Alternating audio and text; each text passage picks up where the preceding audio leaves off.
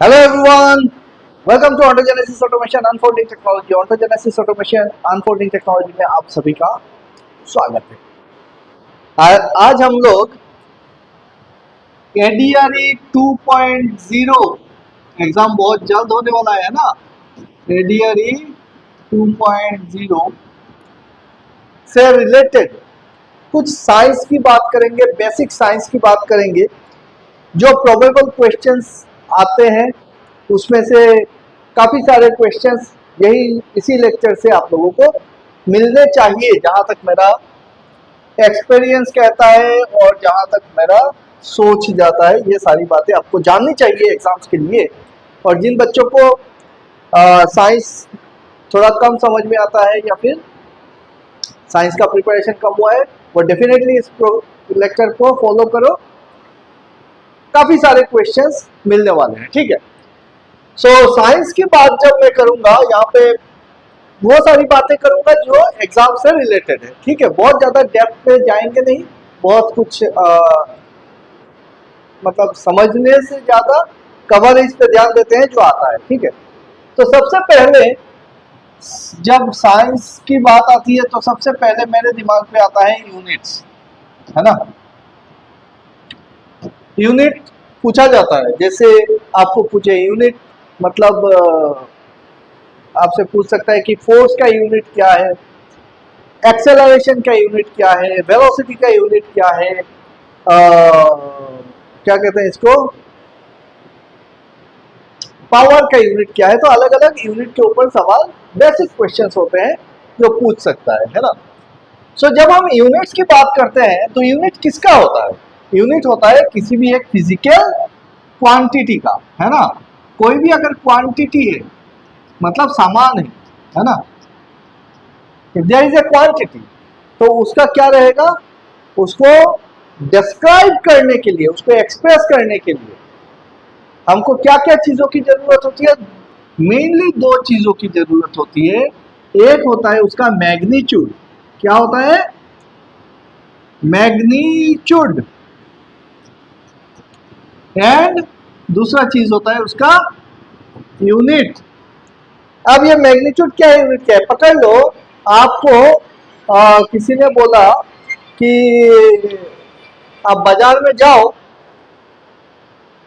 बाजार में जाओ और चीनी लेके आओ। अब कितना चीनी लाना है? शुगर लाना है ना। कितना चीनी लाना है भाई? तो आपको घर से बोल देंगे कि आप एक काम करना है, 1 किलो चीनी लेके आना, आधा किलो चीनी लेके आना। आप बाजार में जाते हो, जाके बोलते हो भाई मेरे को आधा किलो चीनी दे दो। दुकानदार क्या करे, 500 ग्राम चीनी दे दे। अब वो क्या बोले, 500 ग्राम चीनी दे दे। इसका मतलब आधा किलो और 500 ग्राम क्या है, बराबर है। तो ये जो बोला मैंने कि आधा किलो, तो ये क्या हो गया, दिस इज मैग्नीट्यूड। मतलब आधा मतलब 0.5 एंड केजी क्या हो गया, इसका यूनिट हो गया। तो किसी भी चीज को जब हम डिराइव करते हैं, कोई भी क्वांटिटी को डिराइव करते हैं, अमाउंट को डिराइव करते हैं, तो आपको को क्या चाहिए, दो चीज चाहिए बेसिक। पहला है मैग्नीट्यूड, दूसरा है यूनिट। इसमें थोड़ा सा और बात कर लेता हूं यहीं पे कि सिर्फ कुछ कुछ क्वांटिटी ऐसे निकलेंगे जिनको सिर्फ मैग्नीट्यूड और यूनिट से डिराइव नहीं, डिस्क्राइब नहीं कर सकते हैं। उसके साथ और एक चीज अपने को देना पड़ेगा और वो है उसका क्या, डायरेक्शन। डायरेक्शन, ठीक है। तो इसके ऊपर बात करेंगे, डायरेक्शन के ऊपर बाद में बात करेंगे। पहले हम लोग मैग्नीट्यूड है यूनिट के ऊपर बात कर लेते हैं। मैग्नीट्यूड क्या है? मैग्नीट्यूड है numerical values, numerical values. Unit क्या है? कुछ एक स्टैंडर्ड वर्ड हमने डिफाइन करके रखा है जिससे हमको समझ में आता है कि इतना क्वांटिटी है। मैं अगर आपको बोल दूं कि 1 किलो चावल, तो आपको समझ में आएगा इतना सा चावल होगा। मैं अगर बोल दूं कि 1 क्विंटल चावल, तो बहुत सारा चावल हो जाएगा। तो अपने को समझ में आता है ना।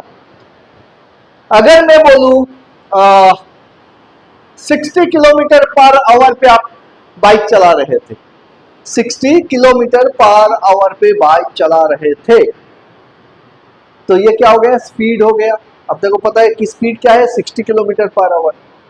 वहीं पे और चीज आएगी, जैसे वेलोसिटी आएगी, तो उसमें फिर से सिर्फ 60 किलोमीटर पर आवर बोलने से नहीं होगा, आपको को बोलना पड़ेगा कौन सा डायरेक्शन पे जा रहा था, उसमें मैं आ रहा हूं।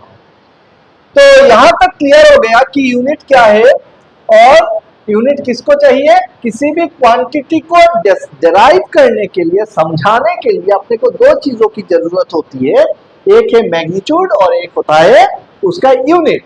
यूनिट एक नाम है जो हमने स्टैंडर्ड, इंटरनेशनल ऑर्गेनाइजेशन ने स्टैंडर्ड सेट करके रखा हुआ है। जैसे अगर हम वजन करते हैं, मास की बात करते हैं, तो वो केजी बोलेंगे, लेंथ की बात करेंगे तो उसको मीटर में, किलोमीटर में हम डिस्क्राइब करेंगे, समय की बात करेंगे, टाइम, तो उसको सेकंड में डिस्क्राइब करेंगे। इस टाइप से चलता रहेगा, है ना। अब बात करते हैं, ये जो क्वांटिटी है ना, ये क्वांटिटी को हम दो टाइप में डिवाइड करते हैं। क्वांटिटीज को दो टाइप में डिवाइड करेंगे। एक को हम बोलेंगे फंडामेंटल क्वांटिटी। क्या बोलेंगे, फंडामेंटल क्वांटिटीज। ये फंडामेंटल क्वांटिटी क्या है, वो सारे क्वांटिटी जिसको डिस्क्राइब करने के लिए आपको और किसी क्वांटिटी की जरूरत नहीं है, ये अकेले में अपने आप को डिस्क्राइब कर सकता है।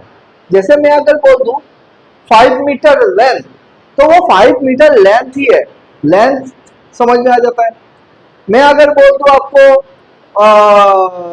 1 घंटा, तो टाइम, तो टाइम अपने में समझ में आ जाता है कि इतना टाइम हो गया, उसके लिए कुछ और क्वांटिटीज की जरूरत नहीं पड़ रही है मुझको।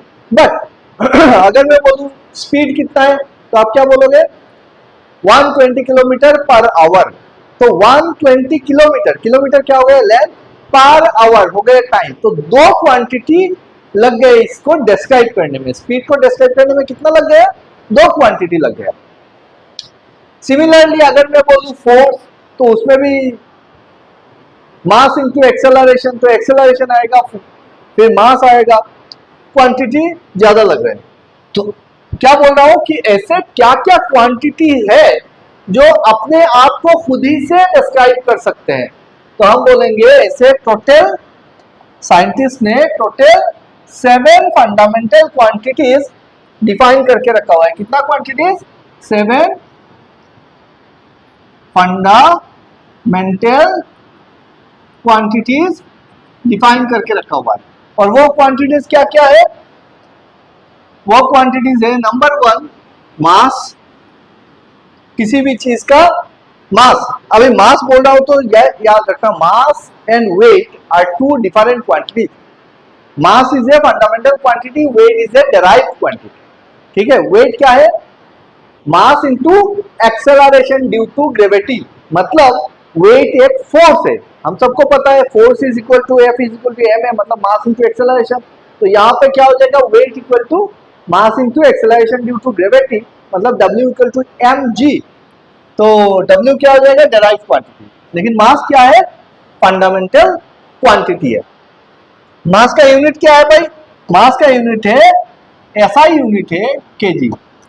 SI यूनिट समझ में आता है सबको। यूनिट सिस्टम की बात कर रहा हूं, तो इसके साथ मैं थोड़ा सा इसमें भी बोल दूं, यूनिट सिस्टम क्या क्या होता है, एक होता है अपना CGS, एक होता है MKS, एक होता है FPS, और एक होता है SI यूनिट। हम लोग सिंपली नॉर्मली हम लोग SI यूनिट को यूनिट से ही डिफाइन करते हैं, जो भी केजी, मीटर, सेकेंड ये बोल रहे हैं ना, ये SI यूनिट के हिसाब से। और ये जो SI यूनिट है ना, ये SI यूनिट का मेजॉरिटी जो यूनिट है वो कहाँ से लिया गया है, MKS यूनिट से ही लिया गया है। CGS का मतलब क्या होता है, C फॉर सेंटीमीटर, याद रखना, C for centimetre, G for gram and S for second. तो centimetre, gram, second, centimetre, gram, second. फिर MKS क्या है, M for metre, K for KG and S for second. FPS क्या है? FPS British unit है। FPS क्या है? British unit है। F for feet, P for pound, LB से डिनोट किया जाता है। P for pound, S for second. Time का सबका सेकंड ही है। लेंथ एफपीएस में फीट हो जाएगा। फिर तुम्हारा वे मास